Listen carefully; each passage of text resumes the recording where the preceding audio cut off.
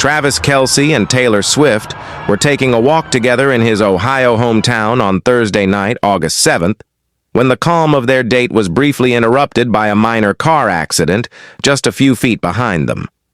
A sedan bumped into the back of another car at a red light, tires squealing for a moment, and both drivers quickly stepped out to check for damage. Travis and Taylor turned around, making sure everyone was all right.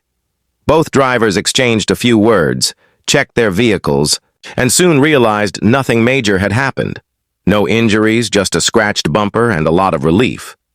Taylor gave a quick wave and a reassuring smile to the drivers, and Travis nodded before the couple continued on, heading arm in arm toward the row of restaurants and bars ahead.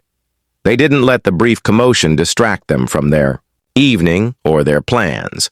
Travis wore a cream coat and sunglasses, Taylor a black coat with her hair tied back, both blending in as they arrived in the bustling neighborhood just after 8 p.m. They chose a local restaurant, took a window table, and ordered classic Ohio comfort food with glasses of red wine.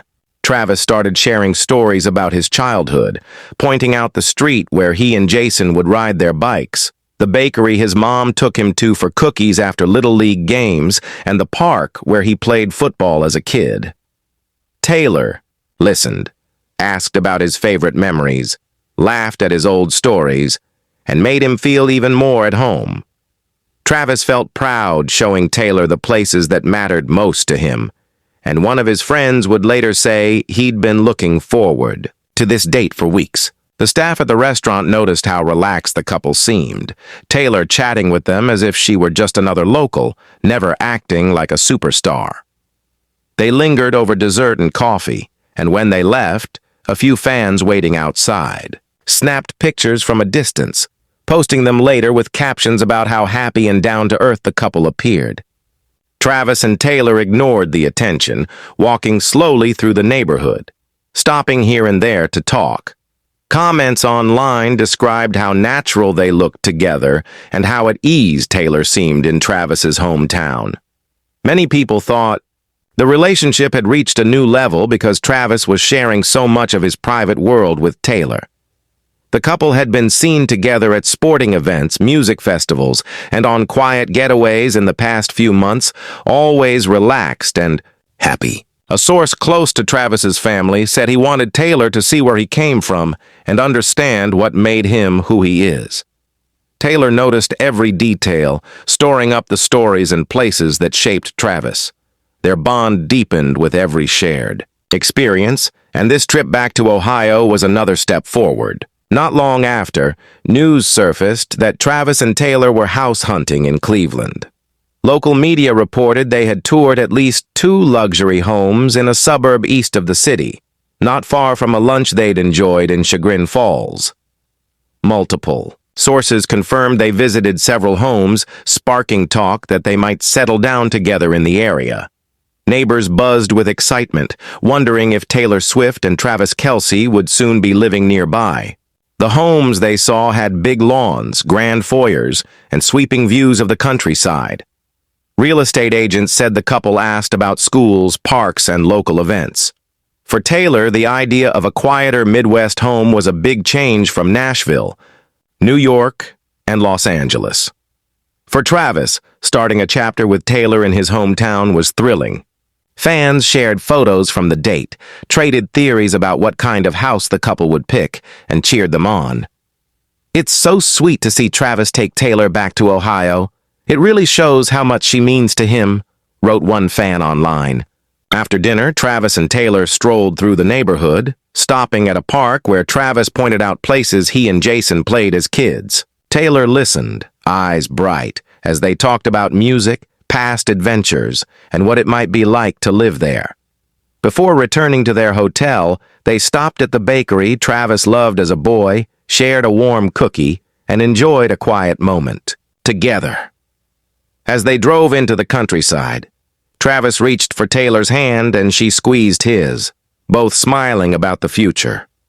Back at the hotel, Travis told Taylor how much it meant to share these parts of his life, and Taylor promised to remember every story and every act of kindness they'd experienced. They fell asleep hopeful for more nights like this. The next morning, sunlight crept through the curtains as Travis woke first, quietly watching Taylor before waking her with a smile.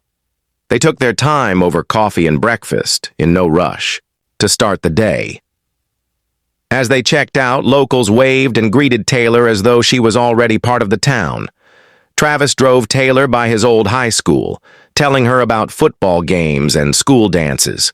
She took photos, asked about his classmates, and listened to more stories.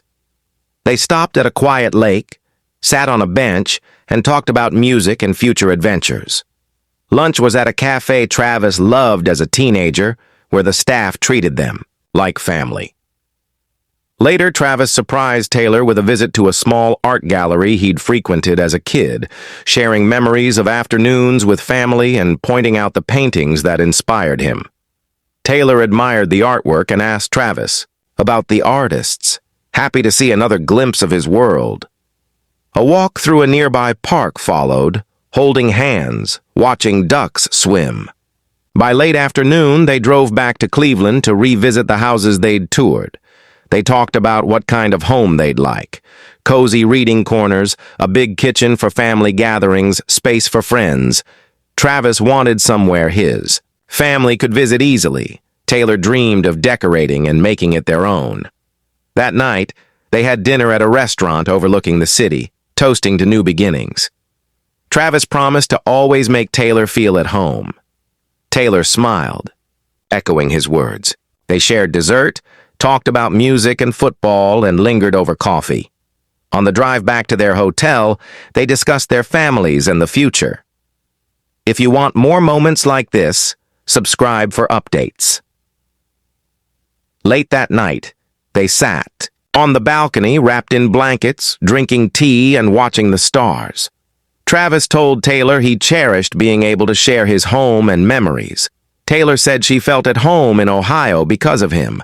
They promised to keep making time for simple moments, no matter how busy life became. As the city quieted and the stars shone, Travis and Taylor knew they were ready for whatever the future brought, side by side.